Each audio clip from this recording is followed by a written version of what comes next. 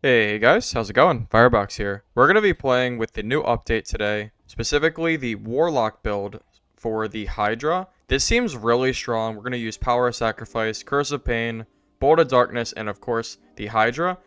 We're going to get into some PvP gameplay. Let's go ahead and get started. I'm going to go over the analysis of what I'm thinking while I'm doing these fights. So first and foremost, the Hydra is really good at blocking doorways. We were fighting this bard for a while. I cut out just the very beginning because there was a lot of back and forth. Didn't do a whole lot.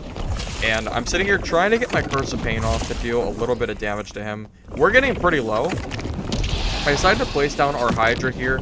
Because he has his shield up, I'm a little bit afraid that we might take extra damage if we go for him instead of the Hydra. So I hit that for the guaranteed healing. Pull out our torch to run away, because if you don't know, you now run faster with your torch out. At this point, I need to get this bard off of me, and we have another player on the other side of the bridge. I go ahead and pop my ability, my BOC, and this is going to make the bard at least get off of our back for the meantime. I'm also, we have the Bola Goblin on us, and the other goblin. I'm trying to use, to the best of my ability, I put my head to the ground to try to dodge the Warlock spells, and I'm also trying to dot the enemies as much as I can to try to keep our healing going, as well as trying to hit the Warlock. Unfortunately, that situation was just a little bit crazy. I go ahead and drop down. At this point, I'm getting a little bit worried because we're just so low on health. We only have one magical healing during this fight, so we cannot use our Hydra to get infinite healing. I tried to go through this door to heal, and this guy is still there, the bard. I guess he got stuck behind the door. On reflection, I probably should have tried to kill him since he was stuck there, but it caught me so off guard. I didn't even expect him to be there at all. At this point, again, using my torch because of extra speed, I'm going to go ahead and go up through the top and go back through the other side of the bridge.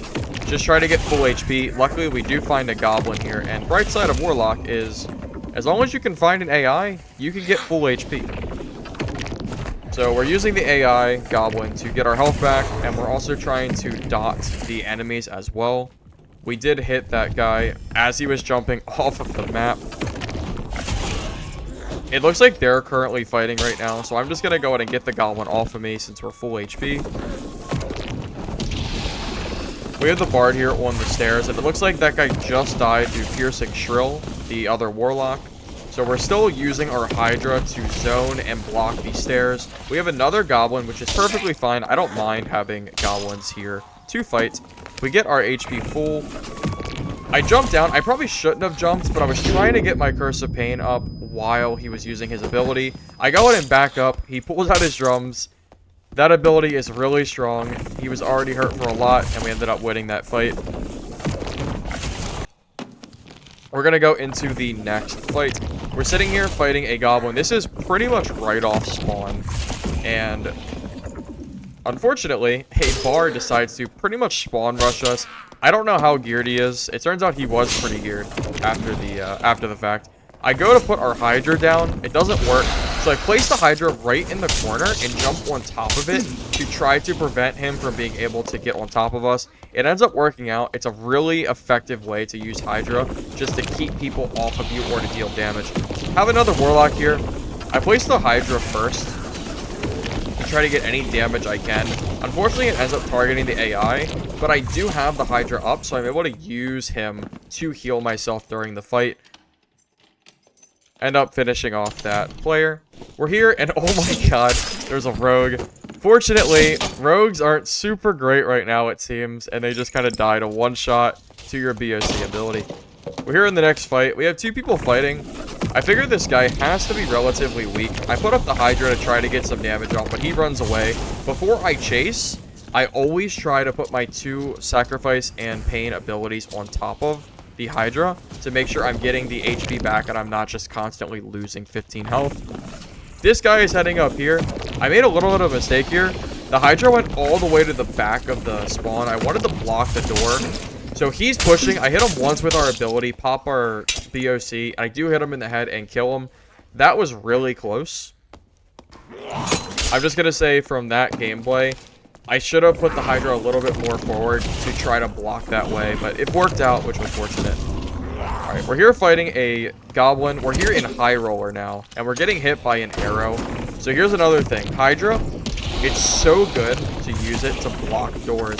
So as usual, we're going to use our 2 abilities to heal ourselves with the Hydra. And while the Hydra is literally just blocking the door, he cannot push, I can use the health shrine behind and fight him at full health. Now, unfortunately, because of the Hydra placement I did, it kind of blocked the AI and allowed this guy to get a lot further ahead than I wanted to. Because, you know, I can't get through the Hydra either, but it's okay. We're pushing through. I don't know exactly where he went, but now he's throwing Franciscus at us, so I know now. Again, put down the Hydra. Use your 2 main moves to continue to heal yourself. This is very, very important when you're using this build, because if you don't, you are just going to run out of HP. Now, if you notice, in the very back corner, he went invisible. Hydra can detect invisibility from other players, which is really, really strong. So we're going to use the Hydra here, place it near where I think he was, and the Hydra is going to automatically fireball him.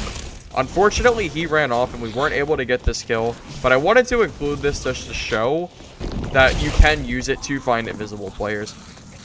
We're here in another fight, fighting some AI, and I find this rogue, hit him once with our ability, and this was just so funny. He double jumps over trying to kill us, and he just gets hit by the goblin. I had to include that.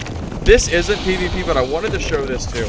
There's a blue portal here to our right-hand side. This is something I think you should make a habit of doing. Similar to how when you're playing Cleric, you want to pre-buff before portals. You can use Hydras to protect yourself to get free extracts. If there was a rogue there or something, it would have detected him. It would have saved us from dying. Just something to keep in mind. Have a Cleric here, fighting a mob. I decided to place the Hydra first and then pop on the Hydra to get health while fighting. I don't know if it would have been better to use our ability on the Cleric first, but we're constantly making sure that we get more Hydras down onto the ground, because I'm telling you, the zone control and forcing the enemy to constantly worry about those fireballs just makes all of the difference.